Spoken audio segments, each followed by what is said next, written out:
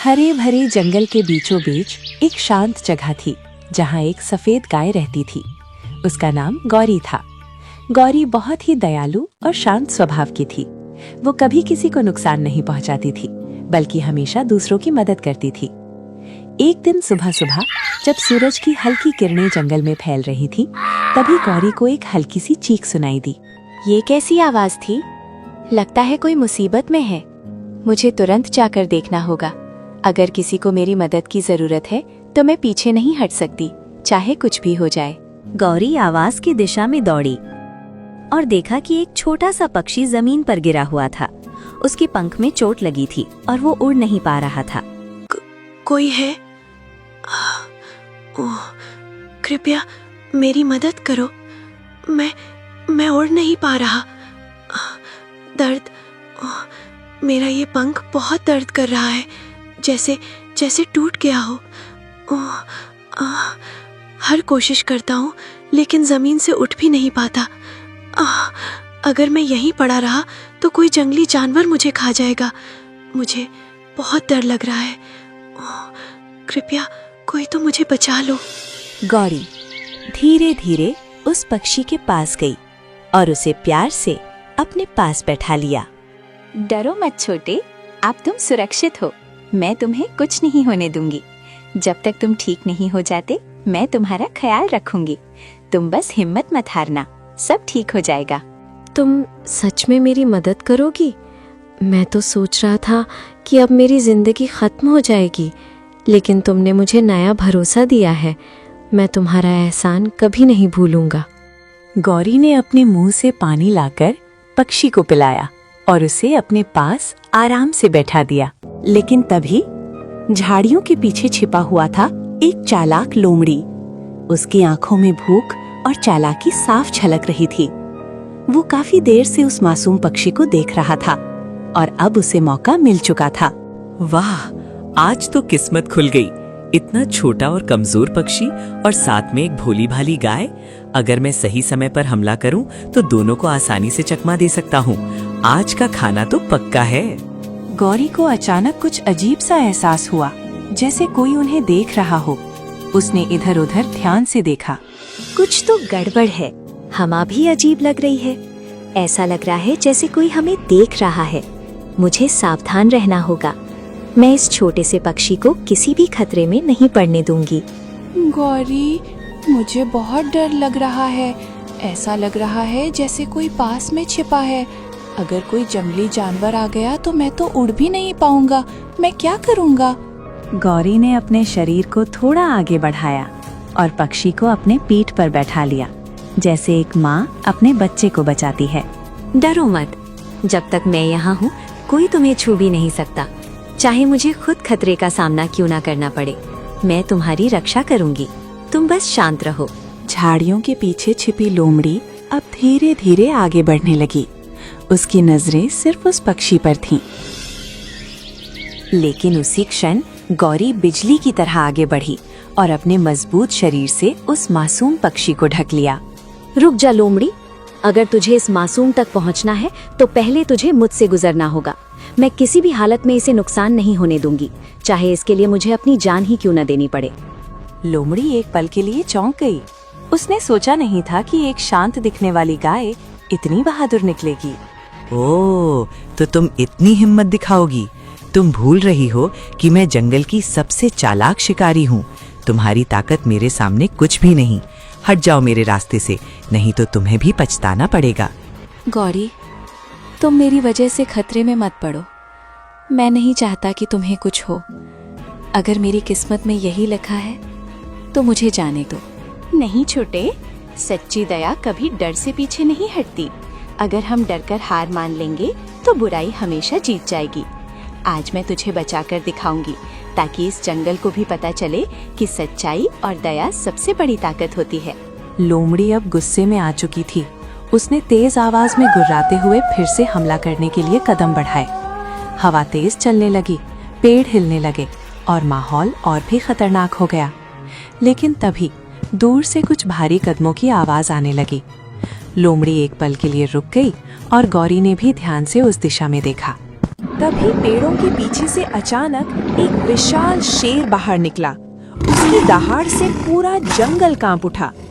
लोमड़ी का चेहरा एकदम ठंडा पड़ गया। उसे समझ आ गया कि अब हालात बदल चुके हैं। यहाँ क्या हो रहा है? कौन है जो इस शांत जंगल में डर और अशांति फैला रहा है?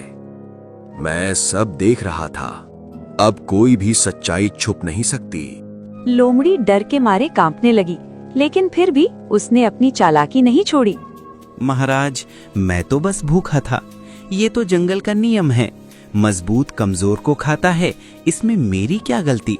मैं तो बस अपना पेट भरने की कोशिश कर रहा था। महाराज, भूख अपनी जगह सही है, लेकिन किसी असहाय और घायल को नुकसान पहुंचाना ये तो अन्याय है। ये छोटा सा पक्षी पहले से ही दर्द में है। अगर हम सब मिलकर एक दूसरे की रक्षा नहीं करेंगे तो इस जंगल में इंसानियत कैसे बचेगी? महाराज, मैं बस जीना चाहता हूँ। मैंने किसी का क्या बिगाड़ा है? अगर आज आप न्याय नहीं करेंगे तो शायद मेरे जैसे छोटे जीव कभी सुरक्षित महसूस नहीं कर पाएंगे। शेर कुछ देर के लिए शांत हो गया। उसकी आंखें गहरी सोच में डूब गईं।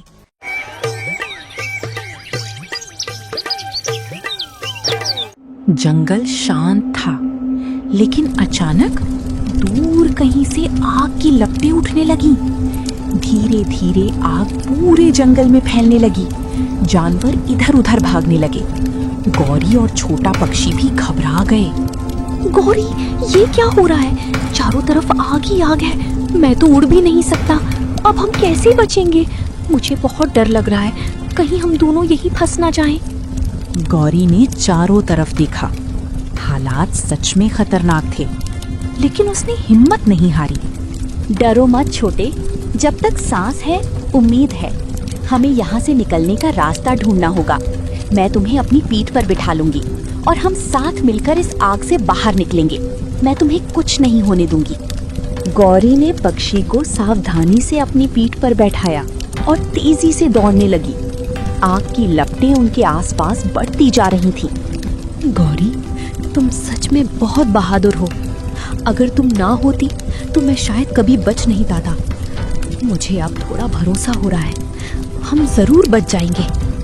सामने एक बड़ी समस्या खड़ी थी।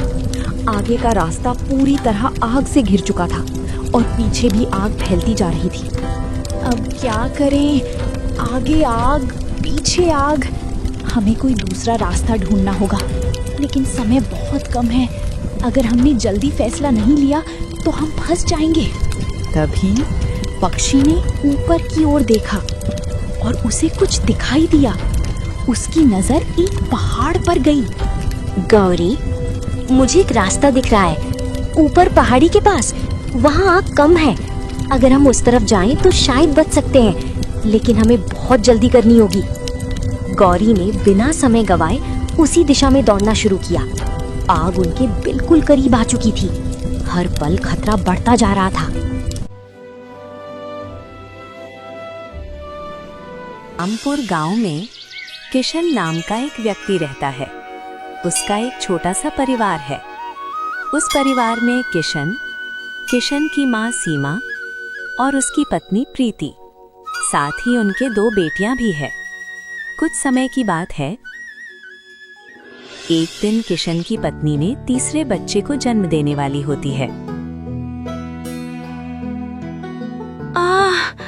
दाई, मुझसे नहीं हो रहा, बहुत दर्द हो रहा है। ऐसा लग रहा है जैसे मेरी सांस ही रुक जाएगी। भगवान के लिए कुछ करो। मेरे बच्चे को बचा लो। मैं सह लूंगी, लेकिन मेरे बच्चे को कुछ नहीं होना चाहिए। हिम्मत रख बहू, अभी समय है। थोड़ा और जोर लगा, सब ठीक हो जाएगा। लेकिन मामला थोड़ा कठिन लग रहा है। बच्चा सही स्थिति में नहीं है। अगर समय पर नहीं हुआ तो खतरा हो सकता है। हे भगवान, ये कैसी परीक्षा ले रहे हो? अंदर से उसकी चीखें सुनकर दिल कांप रहा है। माँ, अगर प्रीति को कुछ हो गया तो मैं खुद को कभी माफ नहीं कर पाऊंगा। बहुत दर्द हो रहा है। बेटा, हिम्मत रख, भगवान सब ठीक करेगा। लेकिन ये तीसरा बच्चा कहीं फिर लड़की दा हो। देख ले किशन, इस बार बहू ने बेटी जन्म दी तो इस घर में मैं रहूंगी या तो बहू रहेगी। हाँ। माँ, आप थोड़ी देर के लिए चुप रहेंगी? एक तो ये ससुरी कब से चिल्ला रही है, ऊपर से आप हैं जो मेरा सर खा रही हैं। मुझे कुछ समझ नहीं आ रहा, क्या करूं, कैसे संभालूं ये सब। क्या कहा तूने? अपनी ही माँ को चुप करा रहा है। मैं तेरी भलाई के लिए बोल रही हूँ और तू, अरे घर की हालत देख, 2 लड़कियां पहले से हैं, अब अगर फिर। अरे किशन बेटा, अम्मा जल्दी अंदर आओ, हालत बिगड़ रही है। अगर अभी फैसला नहीं लिया तो माँ या बच्चा किसी एक को ही बचा पाएंगे। जल्दी से किसी डॉक्टर को बुला लो। अरे तुम तो ठीक कहती हो, लेकिन डॉक्टर के लिए पैसे नहीं है मेरे पास, और वैसे भी भगवान की मर्जी के बिना कुछ नहीं होगा। इस अभागिन को देख तो रही हो ना, हर बार बिटिया ही जन्म देती है। अरे अम्मा, ये सब प्रीति के हाथ में थोड़ी है, ये तो ऊपर वाले के हाथ में है। हम चाहे जितना सोच लें, होगा वही जो किस्मत में लिखा है। लेकिन हालत बहुत नाजुक है, अगर अभी भी डॉक्टर नहीं बुलाया तो बहुत बड़ा अनर्थ हो सकता है। अब याद आई तुझे घर की जिम्मेदारी? जब पैसे चाहिए होते हैं ना, तब तो तू गायब हो जाता है, और जो मिलता है वो शराब में उड़ा देता है। तेरे बाबूजी के मरने के बाद जो थोड़ी बहुत पेंशन बची है, उसी से ये घर किसी तरह चल रहा है, और तू उस पर भी बोझ बन गया है। मैं तो ये सोच सोच कर परेशान हूँ, इन 2 बच्चियों का क्या होगा, उनकी शादी कैसे होगी, किसके भरोसे छोड़कर जाऊं मैं इन्हें। अरे अम्मा जल्दी करो, बहुत खून बह रहा है, अब एक पल की भी देरी जान ले सकती है।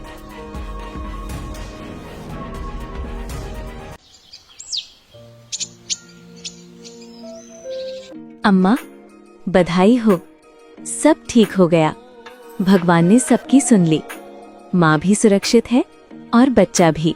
सच कह रही है ना तू? प्रीति ठीक है ना? और बच्चा क्या हुआ है? दाई जल्दी बता, मेरी प्रीति ठीक है ना? और बच्चा? अच्छा अम्मा, अब मैं चलती हूँ, बहू का अच्छे से ख्याल रखना। और हाँ, उसे कमजोरी बहुत हो गई है, समय पर खाना और आराम देना। अरे दाई रुक तो सही, बताती तो जा, क्या जन्मा है? तू ऐसे सस्पेंस छोड़कर कहाँ जा रही है? मेरा दिल बैठा जा रहा है। अम्मा इस बार जो हुआ है ना, वो सुनकर आप शायद यकीन भी नहीं कर पाएंगी। दाई सीधा सीधा बताना, लड़का है या लड़की? अब और इंतजार नहीं होता। अम्मा इस बार भी लक्ष्मी आई है, एक प्यारी सी बेटी हुई है। सीमा हक्की बक्की बनी दाई की ओर टकटकी लगाए देखती रह जाती है। उसके चेहरे पर हैरानी, डर और मायूसी साफ झलक रही थी। उधर किशन जमीन पर बैठे बैठे ही थकान से आंख लगाकर सो गया था। तभी सीमा घबराई हुई आवाज में उसे झकझोरते हुए जगाती है। अरे ओ किशन, उठो ना, सुन रहे हो ना तुम? हमारी किस्मत फिर से फूट गई। अब क्या होगा हमारा? कैसे जी पाएंगे हम इस समाज में? फिर से बेटी हुई है। क्या हुआ माँ, इतना शोर क्यों मचा रही हो? सब ठीक तो है ना? प्रीति और बच्चा दोनों सुरक्षित है ना? तुम ऐसे क्यों रो रही हो? कुछ तो साफ साफ बताओ। अरे क्या ठीक रहेगा, उसने तो हमें जीते जी मार दिया किशन, हमारी सारी उम्मीदों पर पानी फेर दिया, फिर से बेटी को जन्म दिया है। अब लोग क्या कहेंगे? समाज में हमारी क्या इज्जत रह जाएगी? मैं तो कहीं मुंह दिखाने लायक भी नहीं बची। इतना सुनते ही किशन के चेहरे का रंग उड़ जाता है। वो कुछ पल के लिए बिल्कुल चुप हो जाता है, जैसे उसके पास कहने को कोई शब्द ही ना हो। बिना कुछ बोले वो घर से बाहर निकल जाता है। वो नदी किनारे जाकर बैठ जाता है। ठंडी हवा चल रही थी, लेकिन उसके मन में तूफान उठ रहा था। वो अपनी बेटियों के बारे में सोचने लगता है, उनका भविष्य, उनका जीवन और समाज की सोच। क्या सच में बेटी होना इतना बड़ा अभिशाप है? क्या मेरी बेटियां कभी खुश रह पाएंगी? मैं उनका भविष्य कैसे संवारूंगा? क्या मैं एक अच्छा पिता बन पाऊंगा, या समाज के डर से मैं भी हार जाऊंगा? तभी उसी रास्ते से गांव के मास्टर जी अपनी साइकिल पर गुजर रहे थे। अचानक उनकी नजर नदी किनारे बैठे उदास किशन पर पड़ती है। किशन का झुका हुआ सिर और मायूस चेहरा देखकर मास्टर जी को कुछ ठीक नहीं लगता और वे साइकिल रोककर उसकी ओर बढ़ते हैं।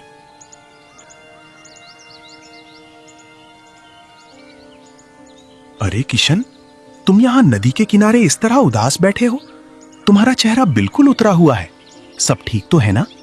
और तुम्हारी बच्ची भी कई दिनों से स्कूल नहीं आ रही। वो तो पढ़ने में बहुत तेज थी। कहीं उसकी तबीयत तो खराब नहीं है, या फिर घर में कोई परेशानी है? देखो किशन, तुम मुझसे छुपाओ मत। अगर कोई दिक्कत है तो खुलकर बताओ, शायद मैं तुम्हारी कुछ मदद कर सकूं। मास्टर जी, क्या बताऊं आपको, हालत इतनी खराब हो गई है कि समझ नहीं आ रहा क्या करूं। घर में खाने तक के पैसे नहीं बचे हैं, ऊपर से स्कूल की फीस का बोझ। मैं चाहता हूं कि मेरी बच्चियां पढ़ लिख कर कुछ बने, लेकिन मजबूरी इतनी बड़ी हो गई है कि उन्हें स्कूल भेजना भी मुश्किल हो गया है।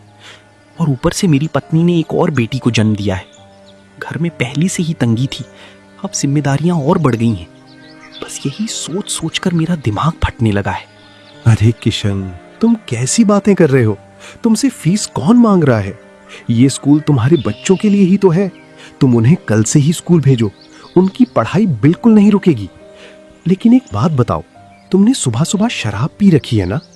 ये कैसी हालत बना रखी है तुमने अपनी? इस तरह से तुम अपनी परेशानियों को और बढ़ा रहे हो। तुम खुद सोचो, अगर तुम ही टूट जाओगे तो तुम्हारे परिवार को कौन संभालेगा? जी मास्टर जी, आप सही कह रहे हैं, लेकिन क्या करूं? जब हर तरफ से मुश्किलें घेर लेती हैं ना, तो इंसान कमजोर पड़ ही जाता है। आज सुबह बहुत ज्यादा टेंशन हो गया था। घर में बच्चे भूखे थे, पत्नी दर्द में थी और मैं कुछ कर नहीं पा रहा था। बस उसी गुस्से और बेबसी में मैंने थोड़ी सी शराब पी ली। मुझे पता है ये गलत है, लेकिन उस समय मुझे कुछ और समझ ही नहीं आया। अब खुद पर शर्म आ रही है, समझ नहीं आ रहा कैसे सब ठीक करूं। और तुम्हारे टेंशन का कारण क्या है? जरा सोचो तो सही। तुम जिन छोटी छोटी बच्चियों को आज बोझ समझ रहे हो, वही इस संसार की सबसे बड़ी ताकत है। ये दुनिया किसी एक के दम पर नहीं चलती, इसे दो पहिए चलाते हैं, एक पुरुष और एक महिला। अगर इन दोनों में से कोई एक भी ना रहे तो ये पूरा संसार ठहर जाएगा, सब कुछ खत्म हो जाएगा। यही तो जीवन चक्र है। मैं, तुम, हमारे माता पिता, हमारे बच्चे, हम सब उसी चक्र का हिस्सा हैं। अगर कहीं एक घर में लड़का जन्म लेता है तो कहीं ना कहीं एक लड़की भी जन्म लेती है। तभी तो संतुलन बना रहता है, तभी तो ये दुनिया आगे बढ़ती है। जरा अपने घर के बारे में सोचो। हमारी माँ जिसने हमें जन्म दिया, हमारी बहन जो हर मुश्किल में हमारे साथ खड़ी रहती है, हमारी पत्नी जो अपना सब कुछ छोड़कर हमारे घर को अपना घर बना लेती है, और हमारी बेटी जो हमारी जिंदगी में खुशियों की रोशनी बनकर आती है। ये सब उसी जीवन चक्र की देन है, और इस चक्र को हमने नहीं बनाया, इसे स्वयं ईश्वर ने रचा है। इसलिए इसे ठुकराना मतलब ईश्वर की रचना को ठुकराना है। वो सब तो ठीक है मास्टर जी, आपकी बातें सुनने में तो बहुत अच्छी लगती हैं, लेकिन मेरी माँ कहती है कि अगर घर में बेटा नहीं होगा तो हमारा वंश कैसे चलेगा, हमारा नाम कौन आगे बढ़ाएगा, लोग क्या कहेंगे हमारे बारे में। किस वंश की बात कर रहे हो तुम? जरा ठहर कर सोचो। क्या तुम बता सकते हो कि आज से 500 साल पहले तुम किस वंश से थे? तुम्हारे पुरखे कौन थे? उनका नाम क्या था? शायद नहीं बता पाओगे, क्योंकि समय के साथ सब कुछ बदल जाता है, नाम भी, वंश भी। लेकिन जो नहीं बदलता वो है इंसानियत। हम अपने घरों में माँ लक्ष्मी की पूजा करते हैं, धन की देवी मानते हैं, माँ दुर्गा की पूजा करते हैं, शक्ति की देवी कहते हैं, माँ सरस्वती की पूजा करते हैं, ज्ञान की देवी मानते हैं। लेकिन जैसे ही हमारे घर में एक छोटी सी लक्ष्मी जन्म लेने वाली होती है, हमारी सांसें क्यों फूलने लगती हैं, हमारा दिल क्यों डरने लगता है? क्या हमने कभी सोचा है कि जिस देवी को हम मंदिर में पूजते हैं, वही देवी अगर हमारे घर में बेटी बनकर आ जाए तो हम उसे अपनाने से क्यों डरते हैं? सच तो यह है कि हमें समाज का डर होता है, लोगों की बातें हमें कमजोर बना देती हैं। लेकिन जो सही है वो हमेशा सही ही रहेगा, चाहे दुनिया कुछ भी कहे। बेटा वंश नहीं चलाता, वंश को इंसानियत चलाती है, अच्छे संस्कार चलाते हैं, और ये संस्कार बेटा भी दे सकता है और बेटी भी। खैर, मुझे अब देर हो रही है स्कूल के लिए, लेकिन जाते जाते बस इतना कहूंगा कि जब भी जीवन तुम्हें किसी मोड़ पर खड़ा करे तो सही और गलत का फैसला खुद करना, समाज के डर से नहीं, अपने दिल की आवाज से करना। नमस्कार।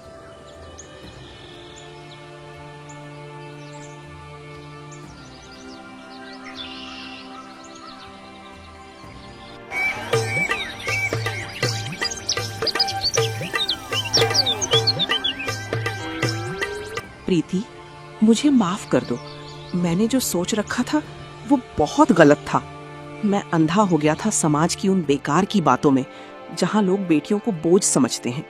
लेकिन आज जब मैंने खेत में काम करते हुए सोचा कि ये तीनों बेटियां ही तो मेरी असली ताकत हैं, तो मुझे अपनी सोच पर शर्म आने लगी।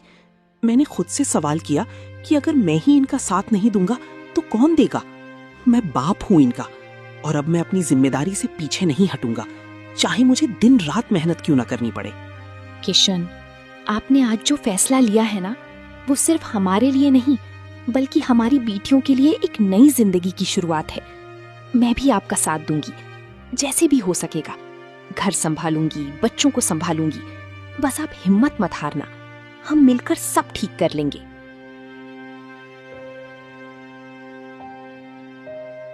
किशन, ये क्या हालत बना रखी है तूने अपनी।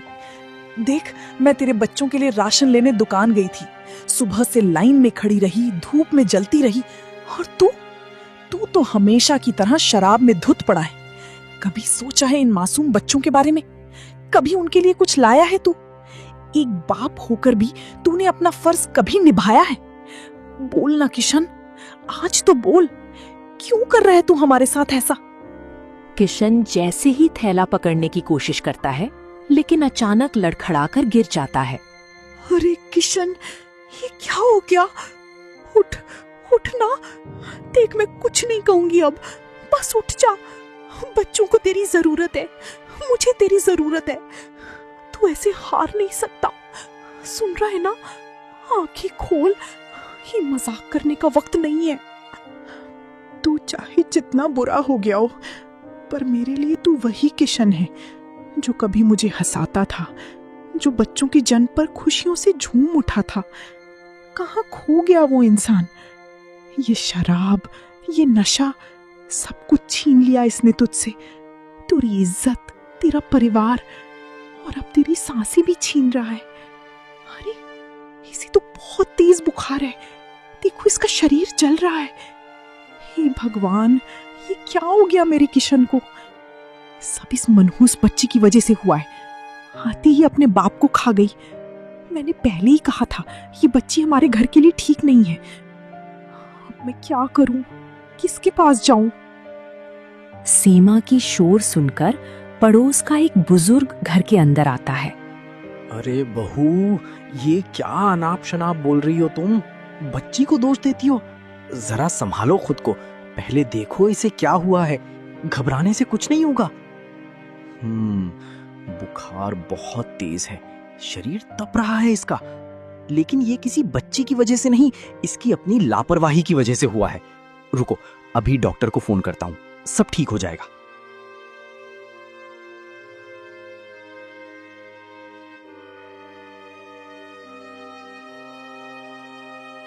कहाँ है मरीज? आप लोग जरा हटिए, मुझे देखने दीजिए। घबराइए मत, अभी हालत कंट्रोल में है, बस थोड़ा ध्यान देने की जरूरत है। डॉक्टर बिटिया, सच सच बताओ, क्या हुआ है मेरे बेटे को? कहीं कुछ गंभीर तो नहीं? मैं तो डर के मारे जान ही निकल गई मेरी। कुछ भी गंभीर नहीं है माँ जी, आप बेवजह डर रही हैं। ये सब खाली पेट काम करने और कमजोरी की वजह से हुआ है। ऊपर से अगर इन्होंने शराब पी रखी हो तो हालत और बिगड़ जाती है। लेकिन चिंता की कोई बात नहीं, मैंने दवा दे दी है, कुछ ही देर में इन्हें होश आ जाएगा। बिटिया, तू तो आज भगवान बनकर आई है। तूने मेरे बेटे को बचा लिया। मैं तेरे इस उपकार को जिंदगी भर नहीं भूलूंगी। ऐसा मत कहिए माँ जी, ये कोई उपकार नहीं है, ये तो मेरा फर्ज है। अगर मैं भी अपना काम ईमानदारी से ना करूं तो फिर इस पेशे का क्या मतलब? अच्छा बिटिया, तेरी फीस कितनी हुई? बता दे, चाहे उधार ही क्यों ना लेना पड़े, लेकिन मैं तेरी मेहनत का हक जरूर दूंगी। माँ जी, मुझे कोई फीस नहीं चाहिए। अगर देना ही है तो बस एक वादा कर दीजिए, अपनी इन दोनों बेटियों को समय पर स्कूल भेजिए, उन्हें पढ़ाइए लिखाइए, यही मेरी असली फीस होगी। सच कह रही है तू बिटिया, आज तूने मेरी आंखें खोल दी। मैं ही अंधी बन गई थी, जो अपनी ही बच्चियों को बोझ समझने लगी थी। आज समझ में आया, बेटियां किसी से कम नहीं होती। देखा बहू, यही सच्चाई है। बेटा हो या बेटी, फर्क सिर्फ हमारी सोच का होता है। माँ, मुझे माफ कर दो, मैं ही गलत था। मैं अपने बच्चों के लिए कुछ नहीं कर पाया, लेकिन अब बदल जाऊंगा। अपनी बेटियों को पढ़ाऊंगा, उन्हें किसी से कम नहीं रहने दूंगा। बस अब ठीक हो जा किशन, हमें और कुछ नहीं चाहिए। याद रखना, ये बेटियां ही कल तुम्हारा सबसे बड़ा सहारा बनेंगी। इन्हें उड़ने दो। देखो तो जरा, कितनी प्यारी हैं तीनों, जैसे घर में 3-3 लक्ष्मियां आ गई हों। सच कहूं बहू, यही तुम्हारे घर की असली दौलत है। इनकी हंसी में ही इस घर की खुशियां छिपी हैं। मेरी बच्चियां, मुझे माफ कर दो, मैं ही समझ नहीं पाई तुम्हारी कीमत। आज से तुम तीनों ही मेरी ताकत हो, मेरी शान हो। मैं तुम्हें कभी किसी से कम नहीं समझूंगी, चाहे कुछ भी हो जाए।